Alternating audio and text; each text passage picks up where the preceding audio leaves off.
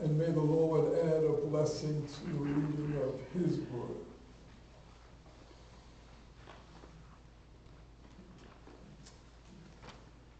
We are winding down, as the saying goes. Lent is winding down, is coming to an end. And we pray that you've learned some things during this Lenten season. We pray that some of you have gotten some insights. We pray that some of you have received some realizations, some new realizations. We pray that some of you have perhaps even received a healing of sorts.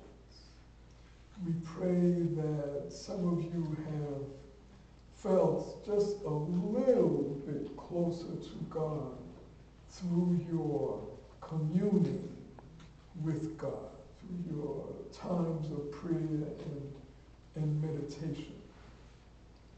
Today, this day, is the day that the Christian world acknowledges as Palm Sunday.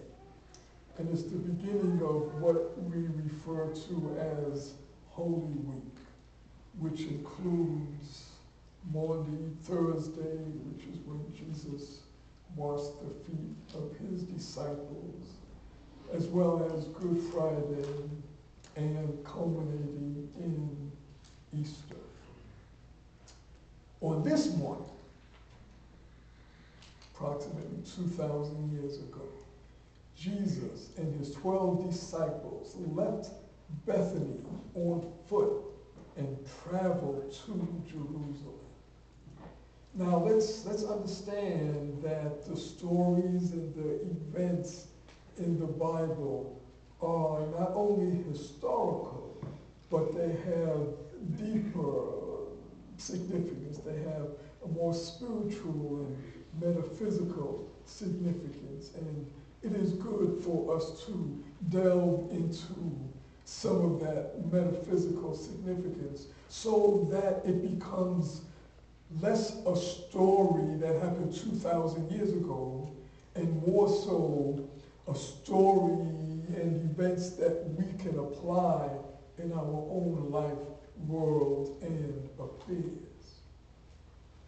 Metaphysically, Bethany, the town that they were leaving, represents affliction and wailing and weeping, and it signifies the demonstration over these conditions.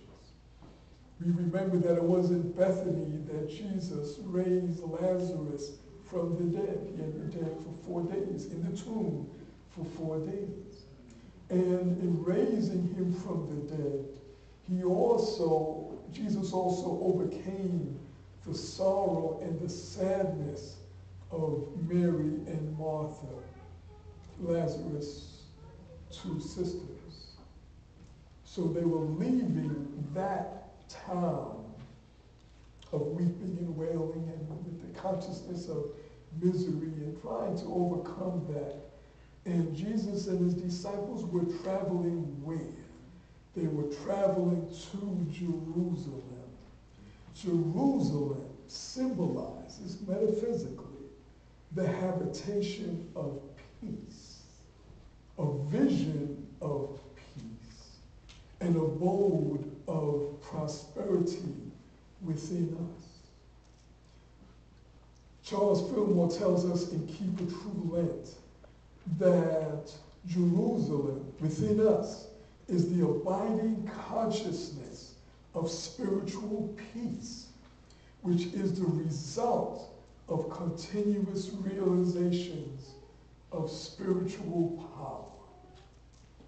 Let us realize that at the beginning of Holy Week, Jesus and his 12 disciples were traveling from, symbolically, a consciousness of weeping and sorrow to a consciousness of peace, to an abiding consciousness of spiritual peace. Now, that term abiding, all of life is consciousness. All of our teachings are about consciousness. They're not about people, places, and things, but we are always talking about consciousness. When we speak about an abiding consciousness, we are speaking about a consciousness that abides, stays, dwells, rests in spiritual peace.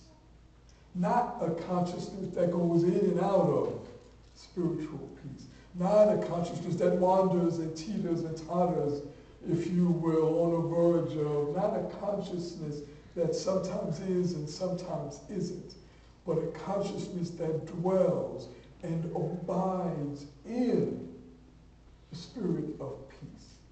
Now, again, we are all students of truth. We are all students of metaphysics, if you will. So we are making the effort to abide in. We may not have arrived as such, but the idea is that we are making the effort to remain in an uplifted consciousness. And Charles Philp also says that this spiritual consciousness is the result of continuous realizations of spiritual power. Continuous realizations, not just every now and then realizing the truth, or not just once in a while on Sundays when you're about to come to church. You begin to think about the truth of your being. But he says continuous realizations. And we said before that Lent is a time for us to study spiritually, for us to take time in prayer and meditation, especially during this Lenten season. So what Charles Fillmore is telling us is that through our continuous realizations of the truth of our being, and what is the truth of our being? The truth of our being is that we are more than mortals. We are more than our name and our social security number. We are more than the title that we have at work. We are more than our address. We are more than our income. We are more than our last whatever. We are children of God, created in the image and likeness of God, and entitled to receive and experience all of God's goodness regardless of any outer condition or circumstance. Are you with me? Yes. I mean, that is the foundation for which we have to begin. And if we don't begin with that foundation, we are beginning at the wrong place. We are living and abiding on shaky ground. Okay? Those realizations that Charles Fillmore spoke about, those realizations represent greater understanding that we are to receive and that we do receive from taking time to commune with God. They represent the revelations that we receive and the insights and the divine ideas that we receive when we take time to commune with God. And those revelations and those divine ideas will relate directly to things and situations that we are going through in life. Does anyone know what I'm talking about? They relate directly to your situations, whatever those situations may be, in terms of your health, in terms of your relationships with other people, in terms of finances, in terms of your goals and what you should do in the future, in terms of planning for your retirement, whatever it may be, those realizations relate to those personal things that you may be going through. So, traveling to Jerusalem, which Jesus and his disciples did, represent metaphysically the dawning realization within us. We always have to bring it back to us. The dawning realization within us that God and God alone is in charge of our life, world, and affairs.